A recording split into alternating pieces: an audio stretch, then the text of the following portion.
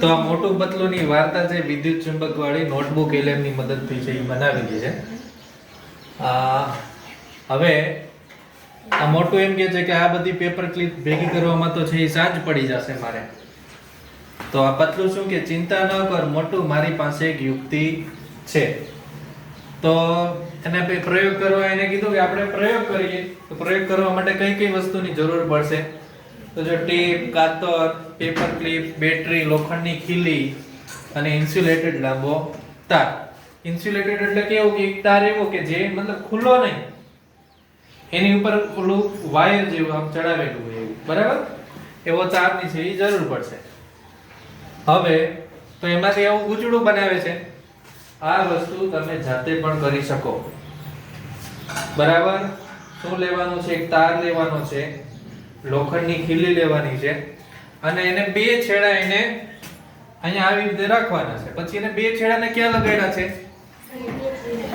સેલમાં લગાડ્યા છે. તમને ઘણા નવા નવા વિજ્ઞાનના પ્રયોગ કરવાનો શોખ છે ને, આ પણ તમે જાતે ઘરે બનાવવાનો ટ્રાય કરજો. પછી હવે શું કરે છે કે પાવરને કનેક્ટ કરે છે. તો શું થયું? વિજ્ઞાનનો જાદુ થયું. અરે વાહ, આ તો લો ચુંબક બની ગયું. તો પતલું શું કહે છે કે આ જાદુ નથી મોટું, આ તો વિદ્યુત ચુંબક છે, બરાબર? હવે એ પછી સમજાવે છે કે ભાઈ કઈ રીતે કામ કરે છે. જ્યારે તારમાંથી વિદ્યુત પ્રવાહ પસાર થાય તો જે ખીલી છે એની આજુબાજુ શું બનાવે? ચુંબકીય ક્ષેત્ર બનાવે.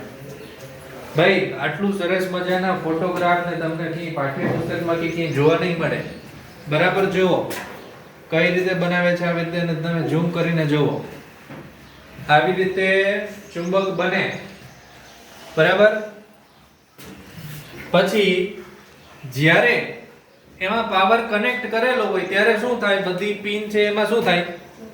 ચોટી જાય. અને જ્યારે તમે એવો પાવર એમાંથી ડિસ્કનેક્ટ કરો તો બધી પિન છે એમાંથી નીકળી જશે, બરાબર?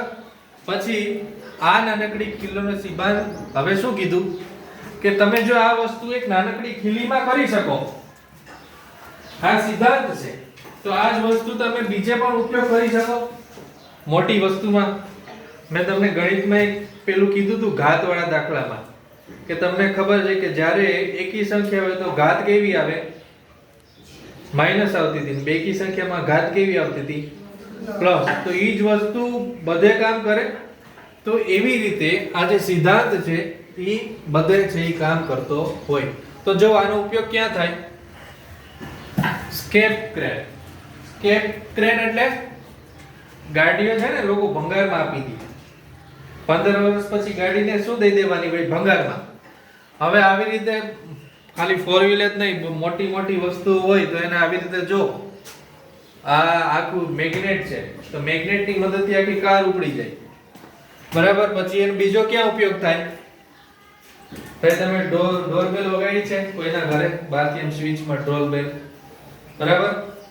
તમે આ બટન દબાવો તો બેલ વાગે. અહીંયા છે કોઈની ઘરે? ઓકે. સિટીમાં તમે જાઓ તો ત્યાં આપણી ડોરબેલની સુવિધા હોય. પ્રશ્ન પૂછાય કે ઇલેક્ટ્રોમેગ્નેટનો ઉપયોગ ક્યાં થાય? તો પેલી ક્રેનમાં, પછી ઇલેક્ટ્રિક બેલમાં, પછી બેલ કેવી રીતે કામ કરે તો એના વિશે માહિતી આપી છે.